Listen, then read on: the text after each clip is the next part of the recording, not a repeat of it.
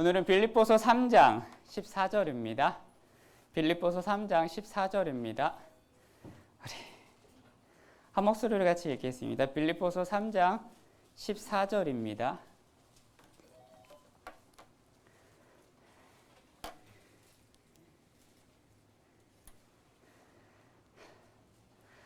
네, 한번 같이 읽겠습니다. 시작.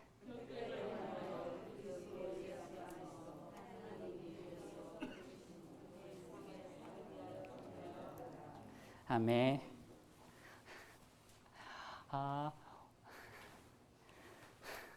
제 목소리 잘 들리세요? 오늘 저는 여러분하고 원래 제목은 표대 일방통행 아니고요, 다른 거였습니다. 이게 다른 약간 말인데 노빠꾸예요.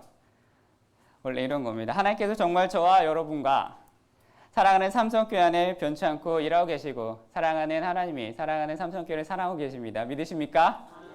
하나님께서 더 큰 일을 행하실 것을 믿고 기대하며 살아갈 수 있는 사랑하는 저와 여러분이 되시길 바랍니다. 사랑하는 여러분, 예수님께서 참 배울 게 많으신 분이십니다. 예수님의 패턴은 되게 굉장하십니다.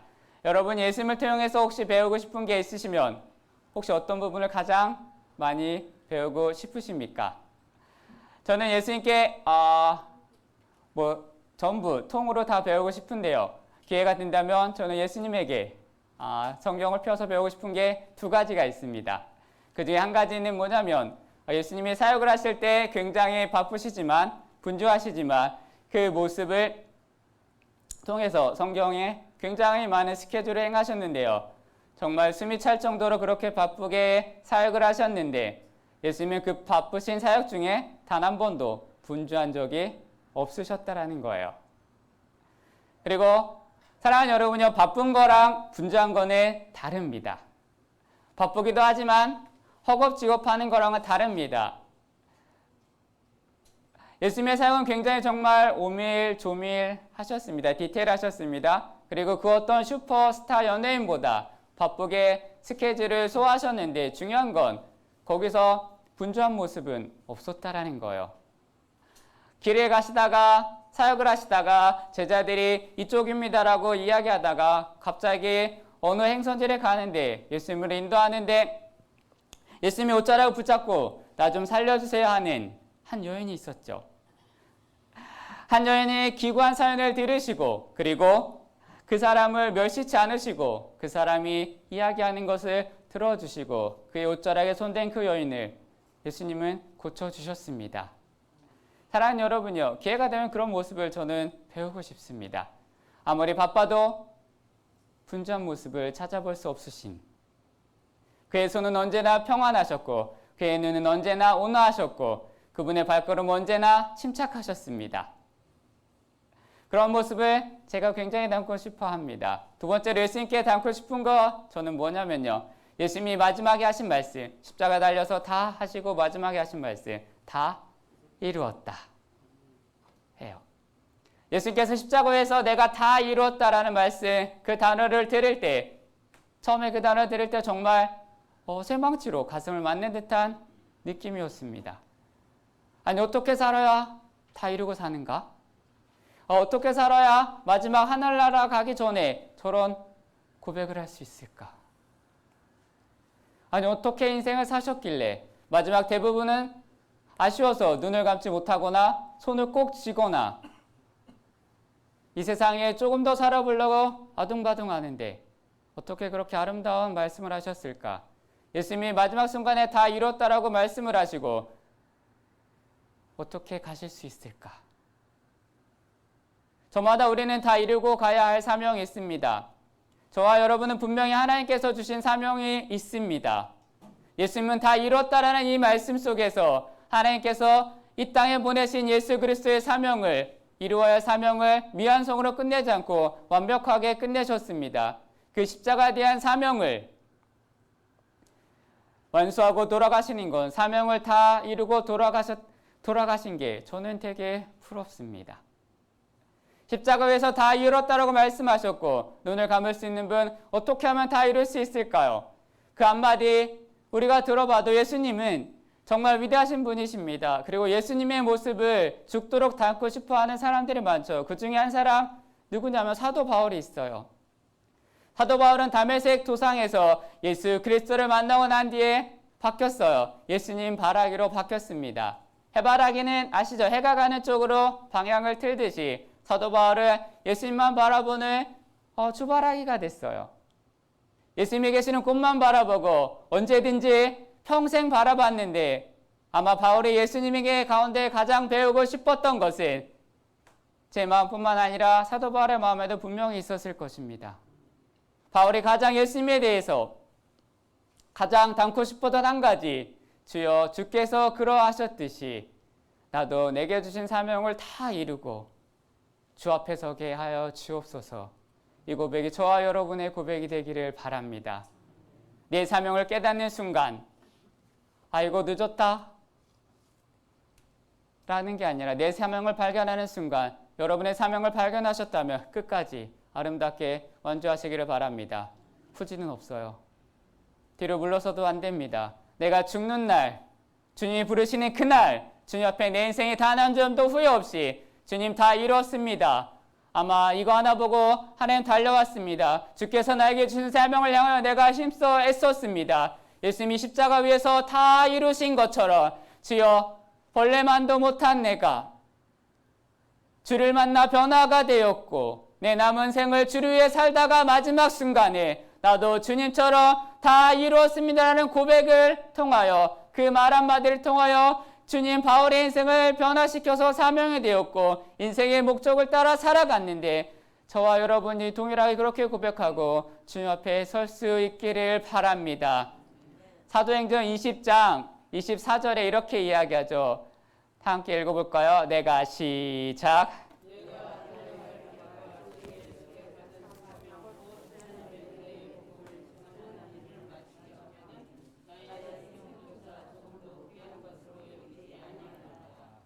바울의 목적은 사명을 발견하는 게 목적이었습니다.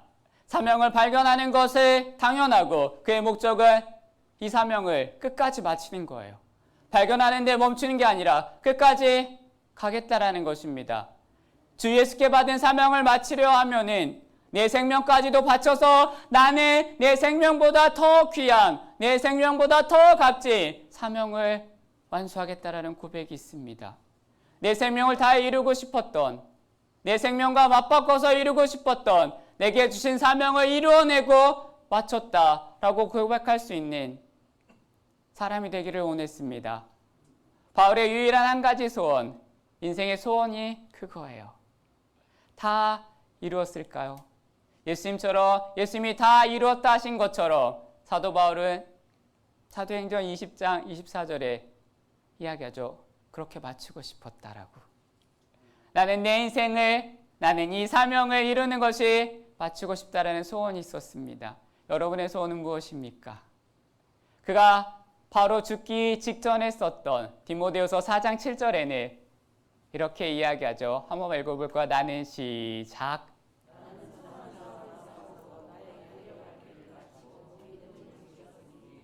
중간에 보면 나의 달려갈 길을 마치고라고 고백합니다. 바울은 마치고 싶었어요.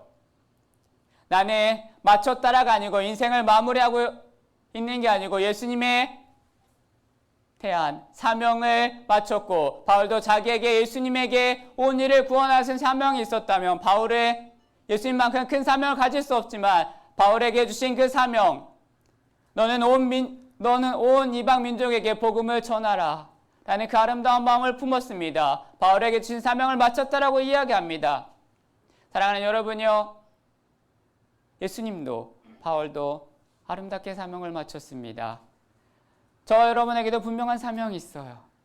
여러분에게도 사명이 있을 텐데 사명 없는 사람은 없습니다. 하나님 이 땅 보낸 분명한 계획이 있으십니다. 다 있는데 차이가 있다면 그거예요. 다 마치고 죽는 사람이 있고 아니면 사명을 발견하지 못하는 사람이 있고 죽는 사람이 있는데 겨우 발견한 사람, 하늘나라 가기 전에 발견하는 사람, 남은 시간이 없다라는 거죠. 남은 시간이 없어 아차 하고 뒤로 밀어놨는데 주님이 오라 하십니다. 그런 사람도 있어요. 아쉬운 마음에 그런 사람은 눈을 못 감죠. 조금만 더 있어야 되는데, 우리가 사명을 발견하고 여러분이 하나님의 뜻을 발견하고 사명에 살다가 그것을 완수하기 위해는 내 목숨까지 필요하며 목숨까지라도 들여서 그 사명을 다 완수를 하고 마지막 호흡이 있을 때 주님 앞에, 주님, 내게 주신 사명을 내가 다 이루고 내 인생의 경주를 마쳤습니다 라고 고백할 수 있는 사랑하는 저와 여러분이 되기를 바랍니다. 주님 앞에 선행을 아쉬워하지 마십시오. 두고 왔어요. 저거 아까워요. 조금만 더요. 라는 게 아니라, 주님, 제가 드디어 다 마쳤습니다. 제가 주님 앞에 섭니다. 하나님 감사합니다. 그 고백이 여러분의 고백이 되고 저와 고백이 되기를 바랍니다. 사람은 어떻게 태어났는가? 사람은 태어나는 걸 선택할 수가 없죠. 남자로 태어날지, 여자로 태어날지, 부잣집에 태어날지, 가난한 집에 태어날지, 한국 사람으로 태어날지, 아니면 마사의 사람으로 태어날지, 태어나는 건 고를 수 없어요. 여러분이 선택할 수 없습니다. 저도 선택할 수 없어요. 태어나는 것은 우리의 노력으로 되는 게 아닙니다. 그러나 태어난 사람은 저와 여러분이 어떻게 사느냐는 여러분의 선택입니다.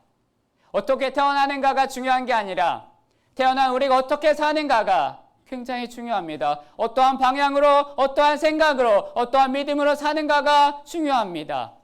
그건 우리에게 주신 하나님의 명령이고 그것은 우리에게 주신 하나님의 사람입니다. 하나님의 주신 삶을 살아내는 저와 여러분의 몫입니다. 대충 살다가 죽을 수도 있어요. 열심히 살다가 죽을 수도 있어요. 대충 사느냐, 그냥 사느냐, 여러분의 선택입니다. 대충 살다가 가는 것도 여러분의 선택이고, 어쩌면 이런 말을 할 거예요. 대충 살 수밖에 없었던 이유를 하나부터 100까지 될 수도 있을 거예요. 우리의 삶은 죽도록 사명을 감당하다가 내 생명을 아끼지 아니하고 주를 향하여 주의 사명을 이루는 그날 하나님이 저와 여러분을 부르실 것입니다. 그만큼 행복한 사람 없을 것입니다.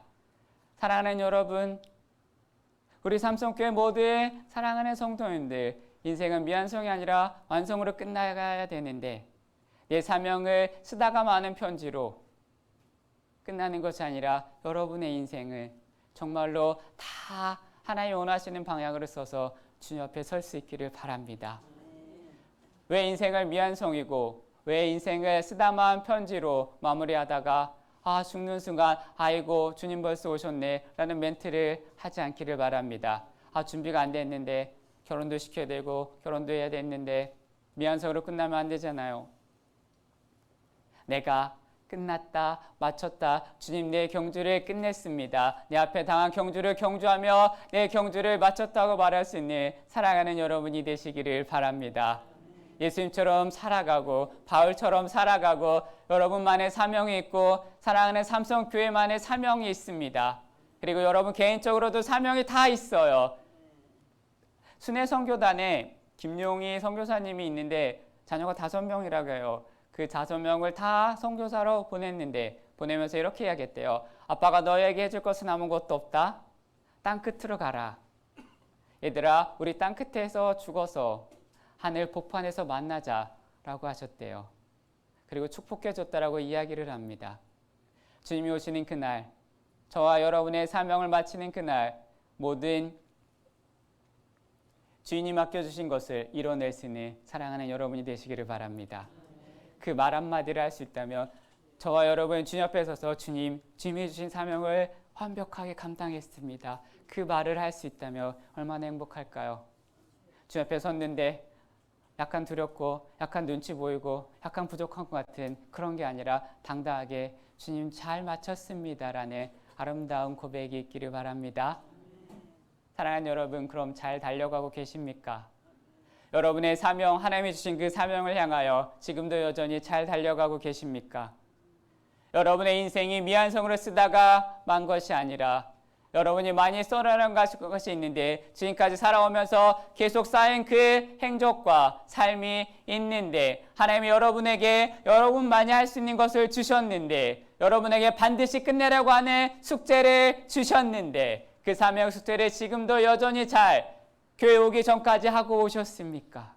그것을 잊지 않고 계십니까? 그것을 바라보고 계십니까? 그것을 타협하고 계십니까?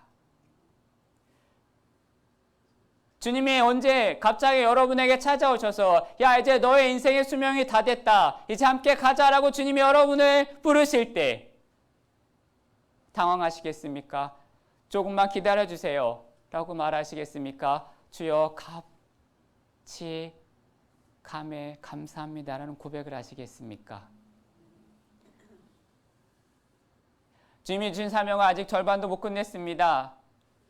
울며 불며 빌면서 주님 조금만 기다려주세요. 아, 주님 아직이요. 시간을 더 달라고 하시겠습니까? 아니요, 주님 오셨군요. 감사합니다. 제게 주신 사명 부족하지만 나름 성실하게 살다가 마쳤습니다 하고 우리의 죽는 날, 여러분의 사명이 완성되는 그날 하나님이 여러분에게 오시며 얼마나 멋질까요? 그것을 기대하며 힘들지만 여전히 아름답게 살아갈 수 있기를 바랍니다. 내가 뭘 하며 살아야 되는지 사명을 발견한 사람은 행복한 사람이죠. 살아가는 게 가장 행복하고 진짜 행복한 사람은 그 사명을 이룬 날, 주님이 나를 부르시는 날 하나님이 나를 안아주시고 수고했다라는 말을 듣는 사람이겠죠. 바울이 왜 위대할까요? 예수를 믿고 사명을 발견해서 내가 이방인의 사도로 부르셨구나라는 것을 각성했을 때 그것을 위해서 나는 돌도 맞아도 상관이 없다, 나는 욕을 먹어도 상관이 없다, 나는 감옥에 가도 상관이 없다, 나는 바다에 빠져도 상관이 없다, 무슨 일이 일어나도 나는 상관이 없다. 바울의 한 가지 목표는 그거예요. 나는 사명을 완주해야 된다. 그래서 나는 그 사명을 완주하기 위해 다른 것을 신경 쓰지 않겠다. 그리고 내가 주님 앞에 서는 날 하나님 길을 따라갔습니다. 주님의 발끝이라도 따라가려고 노력했습니다. 하나님 저 잘했죠, 수고했다라는 그 한마디를 듣기 위해 여러분의 삶과 시간과 열정을 쏟아부으시기를 바랍니다. 디모데후서 4장 7절을 이렇게 이야기합니다. 나의 달려갈 길을 내가 마쳤고 믿음을 지켰다고. 이후로는 나를 위해 예비한 영광의 면류관을 받아 주님과 함께 살겠다고. 바울이 그렇게 살았습니다. 사랑하는 여러분, 저와 여러분도 그렇게 살아야 합니다. 그 길이 있어요. 그 길은 뒤를 돌아보는 길이 아니라, 후진하는 길이 아니라 그냥 가야 되는 길입니다. 후회가 남아있으면 안 돼요.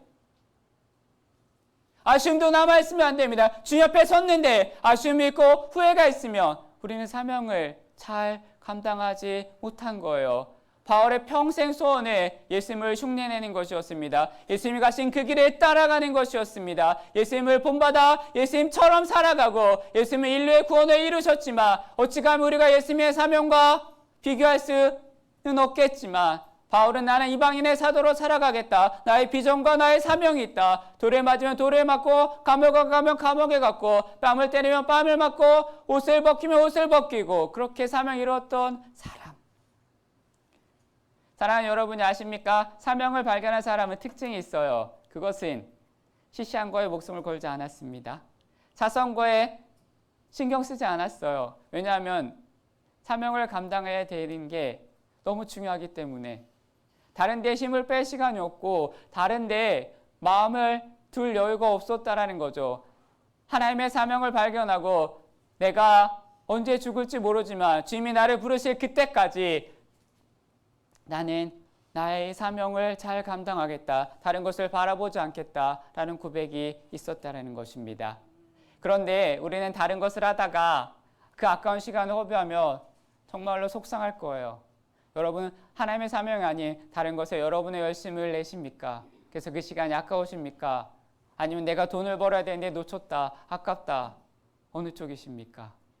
시시한 일에 목숨을 걸지 않고 하나님의 시간에 목숨을 거는 사랑하는 여러분이 되시기를 바랍니다. 외국의 철학자가 이런 말을 했어요. 내 인생의 최고의 날은 사명을 발견한 날이다. 뭘 하면 어떻게 살아가야 할지 그것을 발견했다면 지금도 여전히 그 사명을 향하여 내가 살아가는지, 아직도 내가 그 목표가 여전히 분명한지, 내 사는 목적이 예수 그리스도를 닮아가는 게 목적이고 내가 하는 모든 일들이 내 사명을 위한 준비가 되고 내 사명을 향한, 하나님의 사명을 향한 꿈을 이뤄가는 것인지, 오직 내 모든 것이 하나님에게 맞춰져 있어야 합니다. 주의 말씀이 들리고 주의 말씀을 따라 살아가야 합니다. 사명을 발견한 날이 여러분의 인생의 최고의 삶이 되었다며 끝까지 가시기를 바랍니다. 내 사명을 발견하고 주의 은혜가 임하고 주의 임재가 임했다면 바울이 어떤 경험을 했냐면 지금까지 가지고 있던 명예, 돈, 권력 그것을 배설물로 여겼대요.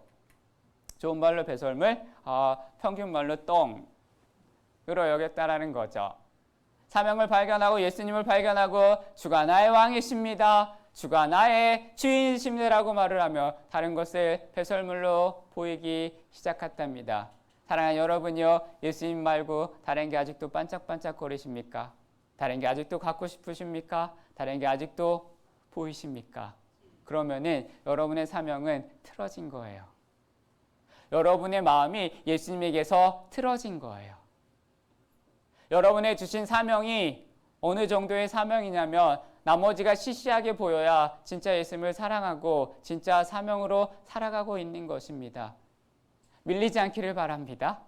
타협하지 않기를 바랍니다. 여러분의 사명이 다른 것과 맞바꾸지 않기를 바랍니다.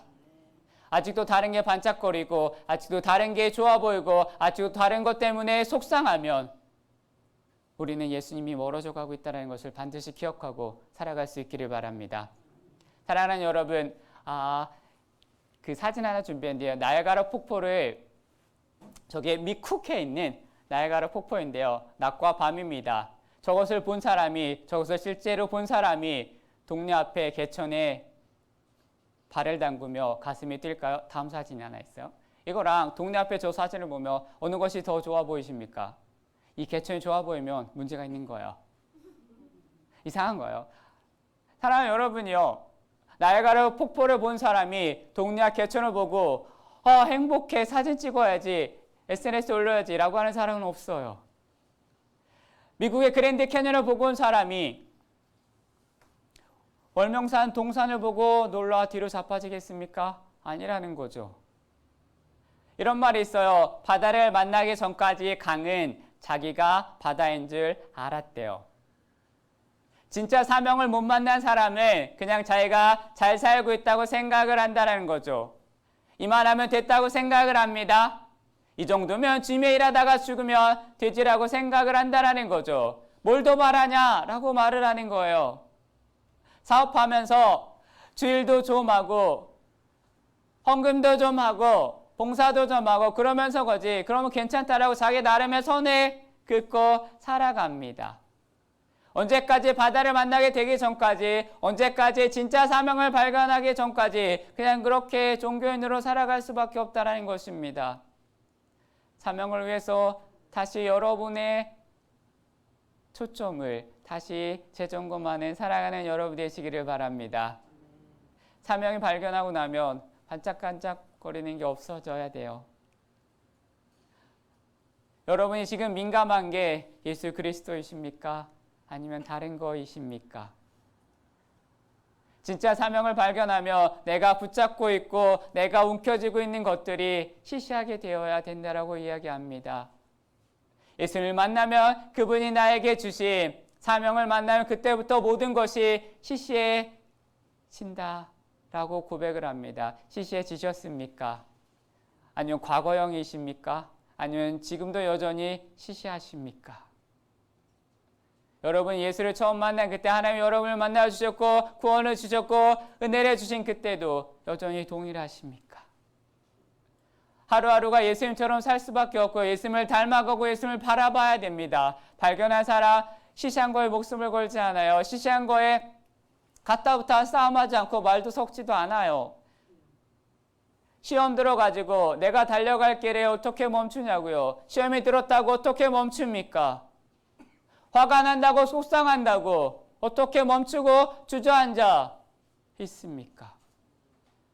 그러면서 이야기하죠. 그럼 나도 사명 감당 안 해 라고 말을 합니다. 그럼 누가 손해일까요?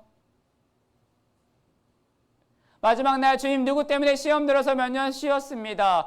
주님 누구 때문에 꼴배기 싫어서 몇 년 쉬었습니다. 라고 이야기하시겠습니까? 저 집사님 뒤통수가 보기 싫어서 몇 년 안 나왔어요. 라는 핑계를 하시겠습니까? 반짝반짝거리는 게 무엇입니까? 이 동네는 아닌데, 요 교회는 아닌데 다른 교회에 있었어요. 설교 시간에 어떤 목사님이 어떤 사람의 이름을 한 번도 안 불러줬다고, 저 권사님이 2번 불렀다고 서운해할 시간이 어디 있습니까? 어떤 새신자가 왔는데 교회에 앉았는데 그 자리가 권사님 자리라고 당신 비키라고 그럴 시간이 어디 있습니까? 제가 실제로 들었는데요. 어떤 새신자가 와서 밥을 먹는데 앞에 장로님이 계셨어요. 근데 새신자가 몰라서 장로님이라고 못 부르고 뭐라고 불렀냐면 아저씨라고 불렀는데 안 쳐다봤어요. 그래서 뒤에서 가르쳐줍니다. 집사님이 장로님. 그래서 장로님이라고 부르니까 그때 쳐다봤어요. 그럴 시간이 어디 있습니까? 서운해할 시간, 삐질 시간이 어디 있습니까? 바울을 기억하시고 예수 그리스도를 기억하십시오. 사명을 감당하다가 살아가는 사람은 남을 볼 시간도 없고 반짝반짝할 시간도 없어요. 이것 하기도 바쁜 거예요. 이것 하기도 힘든 거예요. 이것 하기도 시간이 없는 거예요. 말씀 읽기도 시간이 없고 기도할 시간이 없고 예수를 전할 시간도 없는데 삐질 시간이 어디 있습니까? 예수님이 사역 기간 동안 멈추신 적이 있으십니까? 예수님은 단 한 번도 없으셨습니다. 우리는 가끔 멈추죠. 우리는 가끔 타협을 합니다. 조금 있다가요.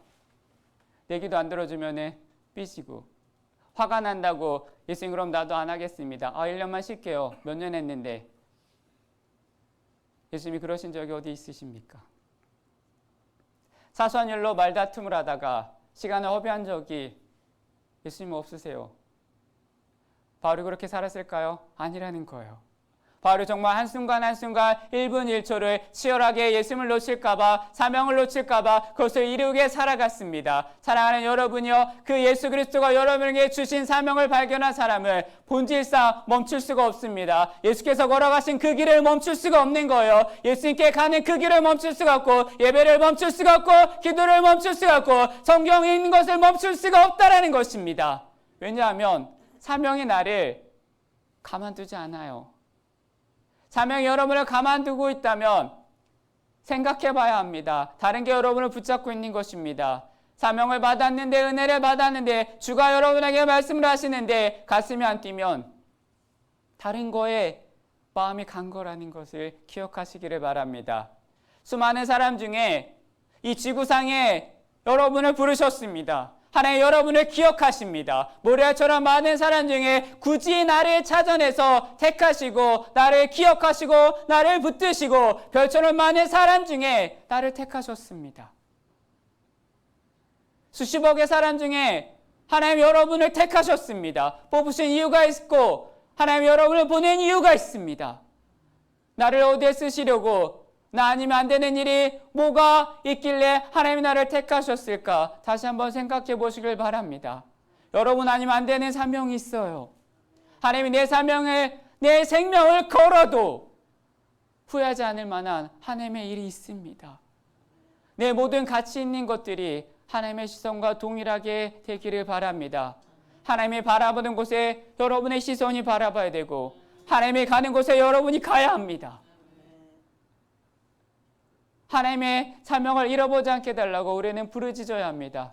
다른 것을 잃어버릴 것에 전전긍긍하지 마시고 주의 은혜와 주의 말씀과 주의 사랑을 잃어버리지 않는 사랑하는 여러분이 되시길 바랍니다. 나의 남은 생에 주님이 오시는 그때까지, 그 순간까지 단 1분 1초도 허비하지 않는 하나님의 사람이 되고 싶습니다. 다른 고백과 그런 가정과 그런 교회가 되기 위해 우리는 매일같이 매 순간 주를 바라봐야 됩니다. 바울의 목표는 하나입니다. 예수님처럼 살다가 예수님이 가신 그 길을 가는 것. 곁길로 가는 게 아니라, 밖으로 가는 게 아니라 자기가 가진 소망을 가는 것입니다. 빌립보서 3장 10절 11절을 이렇게 이야기합니다. 읽어볼까요? 내가 시작.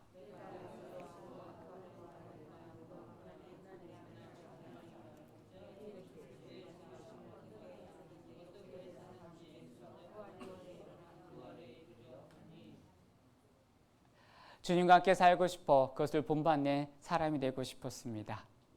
예수님처럼 그 길을 걸어가고 싶었습니다. 그의 평생 소원 한 가지, 예수님을 본받는 것. 우리 찬송가에 있잖아요. 내 평생 소원 이것뿐 주의 일하다가 이 세상 이별하는 날 주 앞에 서리라. 이게 여러분의 소원이 되시기를 바랍니다. 여러분의 소원이 평생 잘 먹고 잘 사는 게 아니라 주의 일을 하다가 평생 주의 일을 하다가 이 세상 이별하는 날 주 앞에 서는 것입니다. 그게 저와 여러분의 삶이 되시기를 바랍니다. 시험이 들어있고 코로나가 왔다고 여러분 집에서 그냥 멈춰있는 게 아니라 주를 위해 살아가시기를 바랍니다. 바울은 예수님처럼 살다가 예수님처럼 죽으려면 다 이렇게 생각이 든 거예요. 어떻게 살아야 예수님처럼 살 수 있지? 라고 기억합니다. 그래서 바울은 하나를 깨달았어요. 예수님처럼 살고 싶은 사람은 내가 예수님처럼 살아내려면 걸어가서 안 되겠다라고 이야기합니다. 걸어가다가 예수님하고 100m 쫓아가지 못하겠으니까 예수님처럼 살기 위해 사도 바울은 이렇게 이야기해요. 12절에 14절에 이렇게 이야기합니다. 나는 달려가노라 라고 이야기합니다. 내가 이미 얻었다함도 아니고 온전히 이뤘다함도 아니다. 나는 예수 그리스도께 잡힌 바되 그것을 잡으려고 달려가노라라고 이야기합니다. 사랑하는 여러분이요, 바울이 달려간다라고 했는데 특이한 게 있어요. 예수님을 따라가려고 했고 예수님을 닮아가려고 해서 나는 달려가고 싶습니다라고 말을 했는데 예수님 따라가는 사람들은 가다가 쉬어가고 힘들면 돌아가고 시험 들면 누워있고 못 가니까 어떻게 하냐면 달려간다라고 이야기하는 거예요. 사명 감당하는 사람은 저와 여러분의 영혼은 항상 예수 그리스도께 달려가야 된다는 사실을 기억하시길 바랍니다. 쉬지 마십시오. 끝까지 여러분의 영혼을 주님께로 달려갈 수 있는 사랑하는 여러분 되시길 바랍니다. 우리가 안 달리면 못 쫓아간다는 거예요. 인생에 그렇게 많은 시간이 주어진 게 아닙니다. 시간 짧으시죠? 벌써 12월인데 얼마 안 남았어요. 천천히 걸어가는 게 아니라 여러분 사명을 다하는 그날까지 행복하게 즐겁게 달려갈 수 있는 사랑하는 여러분 되시길 바랍니다. 근데 달려가는데 지금 바울은 이 말을 하는 장소가 어딜까요? 감옥입니다.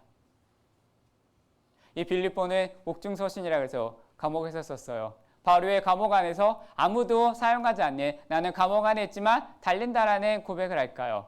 두 가지인데 첫 번째는 감옥 안에서 하나님이 달려가고 계셨기 때문에 하나님이 일하고 계신다는 것을 고백합니다. 나는 묶여 있는데 하나님이 일하고 계시니 나는 멈춰 있는데 하나님이 달리고 계시니 라는 고백이에요.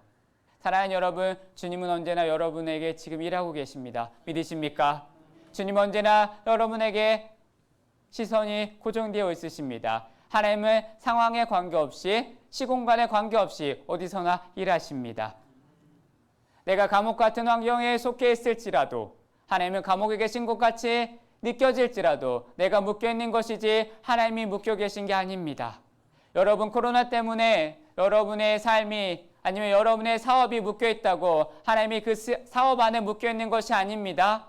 기억하십시오. 여러분의 일상이 묶인 듯 있다고 해서 여러분의 삶이 힘들다는 것처럼 느껴진지랄지라고 여러분의 삶에서 일하시는 분은 하나님이라는 사실을 기억하시기를 바랍니다.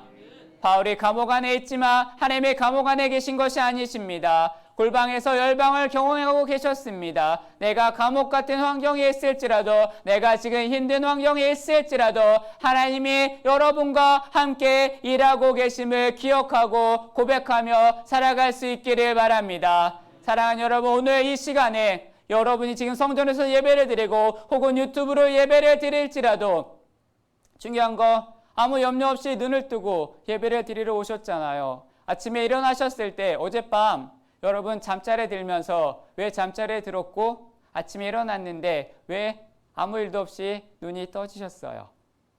우리는 그것을 고민하지 않습니다. 사랑하는 여러분요, 우리는 잠자는 동안 하나님은 여러분의 가정에 여러분의 영혼에 졸지도 주무치지도 않고 여러분을 지키고 보호하고 계십니다. 지금도 여러분을 지켜주고 계십니다. 믿으십니까? 하나님이 일하십니다. 지난밤에도 일하러 하셨고 지금도 일하시고 여전히 여러분의 삶을 일하고 계실 것입니다. 여러분이 자는 동안 하나님은 주무시지도 졸지도 아니하십니다. 하나님은 여러분에게 어둠의 권세가 지난 밤에 틈타지 못하게, 불면으로 여러분을 괴롭히는 모든 것들이 없어지게 하나님은 여러분에게 잠을 주셨고 평안을 주셨고 근심 걱정이 침범하지 못하도록 밤새도록 하나님이 여러분의 영혼과 가정을 지키고 일하고 계십니다. 여러분이 지금 이렇게 예배를 드리는 것도, 예배를 드리고 있는 이 순간에 어쩌면 여러분이 가게 문을 닫고 식당 문을 닫고 오셨을 수도 있어요. 하지만 그것 때문에 염려하지 우리는 않습니다. 내가 사업의 문을 닫았지만, 그래서 지금 이 자리에 와서 예배를 드리지만, 우리 사업장이 지금 멈춰 있는 것 같지만, 내 삶이 멈춰 있는 것 같지만, 내 이력이 멈춰 있는 것 같지만, 하나님은 지금도 그 안에서 일하고 계신다는 것을 믿고 고백하는 사랑하는 여러분이 되시기를 바랍니다. 내 자녀가 멀리 타지했다 할지라도, 아니면 외국에 있다 할지라도 부모의 눈으로 단 한순간도 지켜줄 수 없지만, 우리가 아무리 염려해도 지켜줄 수 없지만, 예배하는 것을, 고백하는 것을 하나님이 그 자녀 속에 지금도 여전히 보호하시며 일하고 계심을 믿으시기를 바랍니다. 그분이 여러분의 하나님이십니다. 그분이 나의 하나님이십니다. 바울은 그 감옥 안에 하나님은 여전히 시공간을 초월해서 일하신다라는 고백을 하고 있습니다. 환경에 눌리지 마십시오. 여러분의 시선이 세상을 바라봐 눌리지 않기를 바랍니다. 하나님만을 바라봐 하나님의 은혜와 사랑으로 일하고 계심을 선포할 수 있는 사랑하는 여러분이 되시기를 바랍니다. 하나님은 일하십니다. 쉬지도 않으십니다. 그래서 우리는 하나님께 달려가야 합니다. 감옥 안에 있을지라도, 환경 안에 눌릴지라도, 슬픔 안에 눌릴지라도 나는 멈추지 않고 주께 달려가겠다. 이 고백이 여러분에게 있기를 바랍니다. 보통 사람은 감옥에 들어오면 이렇게 이야기하죠. 여러분에게 시험이 오거나 환경이 오거나 여러분에게 어려움이 오면 우리는 이야기합니다. 하나님이 일하지 않고 계시는구나. 하나님 왜 나한테 이러시지? 감옥 안에 무슨 일을 해? 이 환경에서 내가 무슨 일을 해? 이 지금 우울한데 무슨 일을 해? 하나님 일 시키려면 좀 내 마음을 평탄하게 해주셔야지. 하나님의 일을 하려면 좀 힘들지 않게 해주셔야지 라고 우리는 말을 합니다. 그래서 굉장히 합리적인 이유를 첨가지는 돼요. 하나님 이것 때문에 힘들고 이것 때문에 힘들고 지금은 삭신이 쑤셔요. 지금은 추워요. 지금은 졸려요. 여러 가지 이유를 댑니다. 감옥 안에서 못한다는 것을 동요처럼 이야기하고 우리는 환경을 통하여 핑계를 굉장히 많이 자주 이야기합니다. 그러나 바울은 그렇게 생각 안 했다라는 거죠. 감옥 안에 들어가면 어떡하실래요? 감옥 안에 들어가셔도 여전히 지금같이 행복하게 아멘하실 수 있으시겠습니까? 하나님 나를 까먹으셨나 보다. 감옥 안에도 분명히 할 일이 있다라고 생각하고 바울은 들어갔어요. 감옥에 갔으면 내가 하나님이 여기서 할 일이 있구나 라고 생각을 했다라는 거죠. 감옥 안에도 하나님이 나를 통해 하실 일이 있다. 여러분의 그 환경 속에 하나님은 하실 일이 있습니다. 그것을 바라보고 찾고 기억하며 고백하시기를 바랍니다. 하나님이 남겨놓으신 하나님의 사람들이요, 하나님을 향하여 하나님을 고백하는 아름다운 선포가 있기를 바랍니다. 생각과 시선이 바뀌길 바랍니다. 우리는 감옥 안에 들어와 버리면 눈도 귀도 다 막아버려요. 그리고 이야기합니다. 망했어, 망했어, 망했어. 하나님 감옥 안에 넣어놓으셨고 무슨 그렇게 욕심이 많으신가? 내 믿음을 시험하시는가? 라고 이야기하지 마십시오. 누군가를 통해 일하시려고 이렇게 나를 여기에 보내셨구나. 사업이 망한다든지 몸에 병이 생긴다든지 여러분의 삶에 이상한 일이 생겨 아무 일을 못할 때 우리는 말을 합니다. 하나님 이렇게 만들어 놓고 예배를 드리라고요. 하나님 이런 환경에 몰아놓고 기도하라고요. 하나님 이렇게 힘든데 성경을 보라고요. 그거는 반칙입니다. 라고 말을 합니다. 그리고 이야기하면 안 할랍니다. 힘듭니다. 좀 실랍니다. 나를 통해 일하고 싶으시면 이 문제를 좀 치워주시든가 해결해 주시든가 우리는 이렇게 맨날 버티죠. 하나님 힘듭니다. 이거 좀 치워주세요. 그래야 일을 하죠. 라는 거죠. 그러나 바울은 그렇게 안 했어요. 감옥 안에 있을 때나 밖에 있을 때나 하나님 원망할 시간이 없다라고 이야기하는 거예요.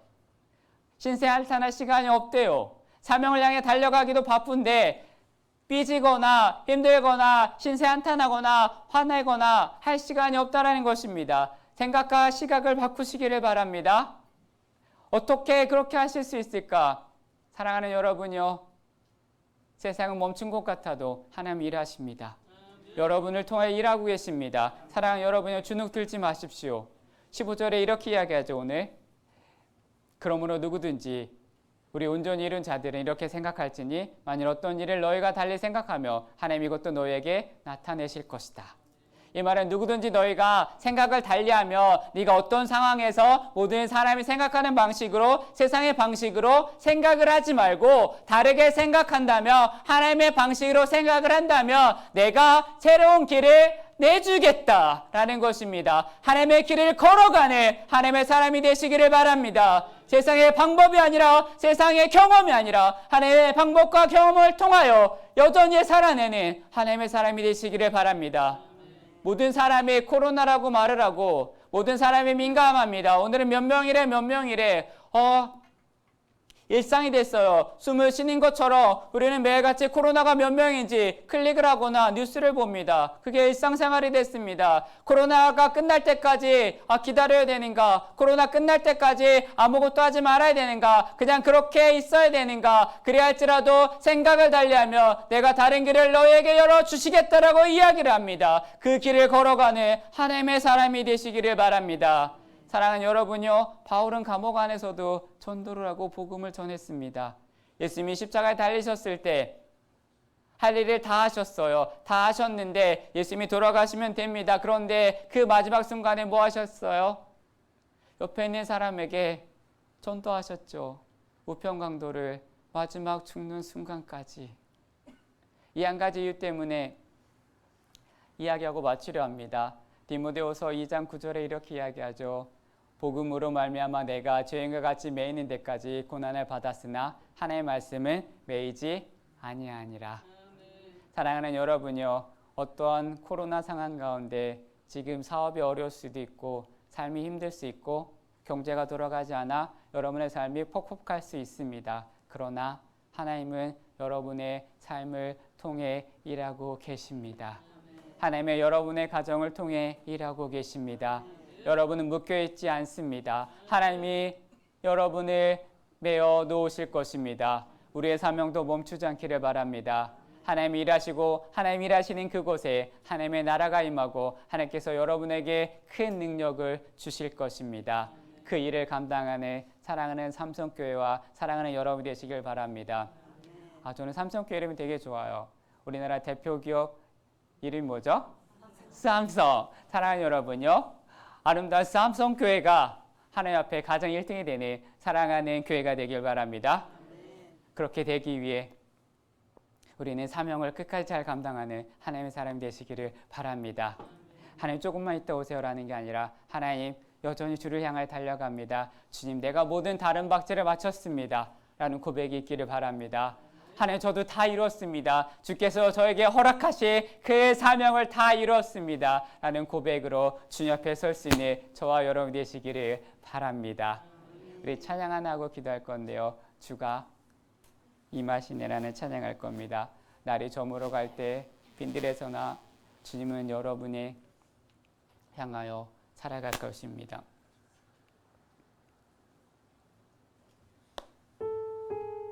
주가 여러분을 통하 일할 것입니다. 그것을 믿고 고백하는 사랑하는 여러분이 되길 바랍니다.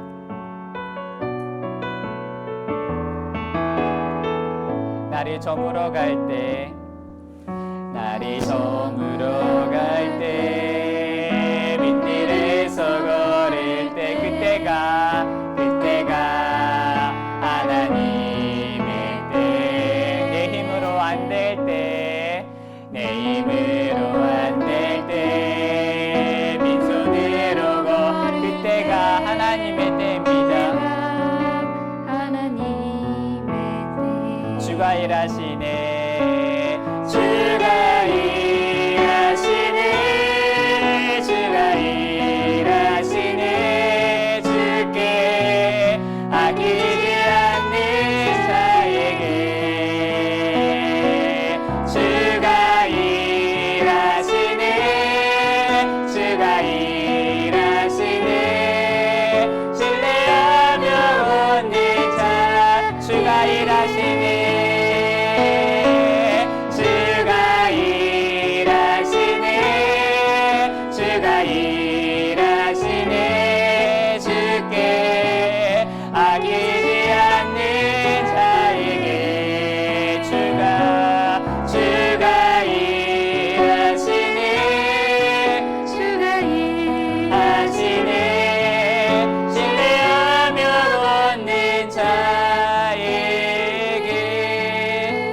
같이 기도하고 싶습니다.